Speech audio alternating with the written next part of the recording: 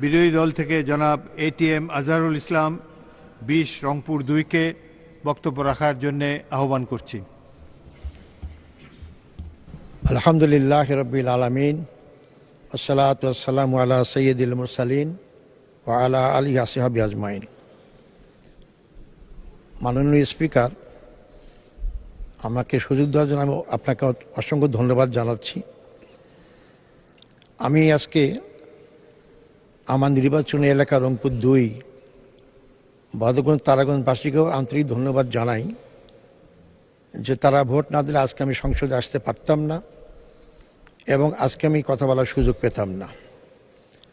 মাননীয় স্পিকার, যাদের ব্যাপারে শোক প্রস্তাব আনতে বলা হয়েছে, বিশেষ করে আমার দলের, আমি অত্যন্ত দুঃখিত যে আজকে যদি ২৪শে জুলাই না হতো তাহলে আমার মতো লোক ফাঁসির সেল থেকে এসে সংসদে স্থান পেতাম না।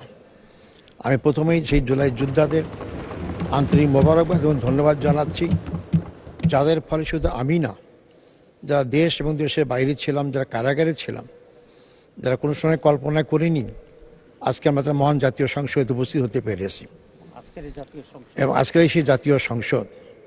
তাই জুলাইকে অস্বীকার করে জাতীয় সংসদ এটা হতে পারে না। মাননীয় স্পিকার, মরহুমা বেগম খালেদা জিয়া, আমি তাকে দীর্ঘদিন ধরে জানি, তার পাশে কাজ করেছি। আমি যখন ঢাকা মহানগরীতে দায়িত্ব পালন করেছি তখন থেকে আমরা স্বৈরাচারী আন্দোলনে তার পাশে ছিলাম। তাকে অত্যন্ত কাছে থেকে আমরা জানি এবং চিনি। তিনি আপাতমস্তক একজন বাংলাদেশ প্রেমিক মহিলা ছিলেন, তিনি দেশপ্রেমিক মহিলা ছিলেন। তিনি দেশের স্বার্থের বাইরে অন্য কোনো কথা চিন্তা করেননি। এমনকি তাকে দেশ থেকে বিতাড়িত করার চেষ্টা করা হয়েছে, তিনি আপোষহীন ছিলেন, তিনি দেশ থেকে বিতাড়িত হন নাই। তিনি বলেছেন যে আমার দেশের বাইরে কোনো জায়গা নেই থাকার, বাংলাদেশই আমার জায়গার স্থান। এবং তাই জীবনের শেষ দিন মুহূর্ত পর্যন্ত তিনি এটাতে অটল এবং অবিচল ছিলেন। মাননীয় স্পিকার, আমাদের যাদের পাশে আমি জেলখানে একসাথে ছিলাম তারা আজকে আমার কাছে নেই, তারা চলে গিয়েছেন, তারা আমার নেতা ছিলেন। তা আমাদের সর্বপ্রথম ছিলেন আমাদের তৎকালীন বাংলাদেশ জামাত ইসলামের আমির, সফল মন্ত্রী মৌলানা মতিউর রহমান নিজামী। তার সাথে আমার ছাত্র জীবন থেকে পরিচিত। তিনি অত্যন্ত অমায়িক এবং অত্যন্ত যোগ্যতা সম্পন্ন। তিনি অত্যন্ত সফলভাবে তার দুটি মন্ত্রণালয় পরিচালনা করেছেন এবং তার বিরুদ্ধে কেউ একটি টাকার আত্মসাতের কোনো অভিযোগ পেশ করতে পারেননি। তিনি আজকে আমাদের কাছ থেকে চলে গেছেন।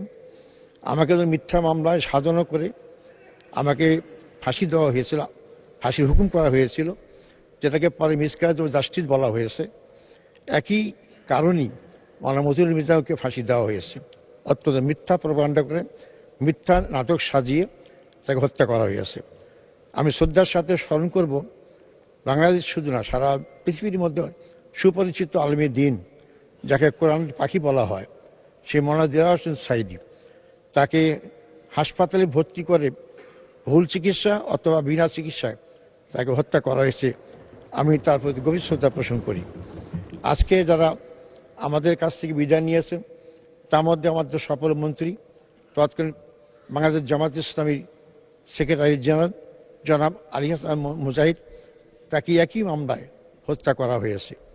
এবং মোহাম্মদ কামরুজ্জামান আব্দুল কাদের মোল্লা, একই মামলায় হত্যা করা হয়েছে।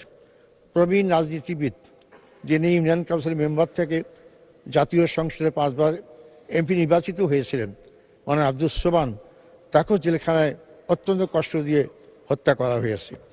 মাননীয় স্পিকার, আমি যারা আরও অনেক নাম আছেন এবং জুলাই যোদ্ধা শহীদ আছেন, আমি তাদের সবাইকে শ্রদ্ধার সাথে স্মরণ করি, তাদের শোকশান্ত পরিবারের প্রতি সমবেদনা জ্ঞাপন করি এবং আল্লাহর কাছে কায়েমত দোয়া করি আল্লাহ তাদের সব নেক আমল কবুল করেন এবং জান্নাতে উচ্চতম দান করেন, জান্নাতুল ফেরদৌস দান করেন। মাননীয় স্পিকার, আপনাকে ধন্যবাদ।